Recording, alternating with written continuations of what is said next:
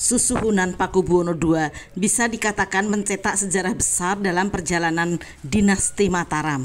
Bernama asli Raden Mas Prabu Suyoso, Sunan Pakubuwono II atau Sunan Kumbul adalah putra Amangkurat IV dengan Gusti Kanjeng Ratu Kencono, permaisuri yang masih keturunan Sunan Kudus. Menjadi susuhunan Mataram 1726 hingga 1749.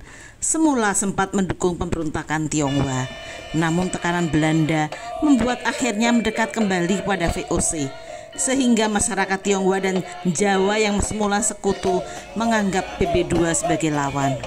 Geger pecinan terjadi. Pemberontakan masyarakat Tionghoa dan Jawa dipimpin Raden Mas Said, putra Pangeran Mangkunegoro, dan Raden Mas Garendi, cucu Amangkurat III.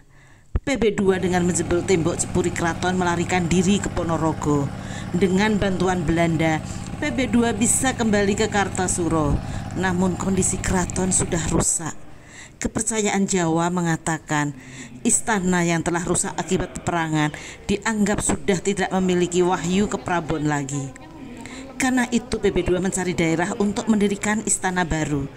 Akhirnya terpilih Desa Solo sebagai lokasi baru, dan pada 17 Februari 1745 dilakukan Boyong Kedaton dengan dipimpin Pakubuwono II yang menggunakan kereta Kanjeng Kiai Gurdo.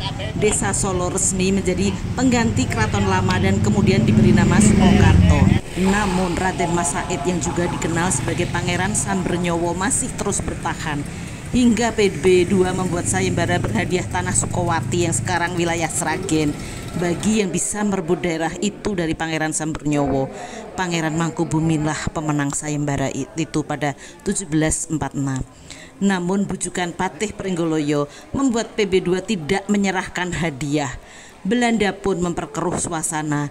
Pangeran Mangkubumi sakit hati dan kabur dari Surakarta, memilih bergabung dengan pasukan Pangeran Sambernyowo sejak Mei 1746.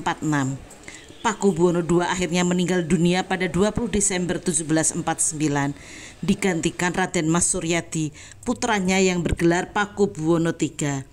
Pada Pakubuwono III inilah pemerintahan harus dihadapkan pada pemberontak yang dipelopori Pangeran Mangkubumi dan Pangeran Sambernyowo.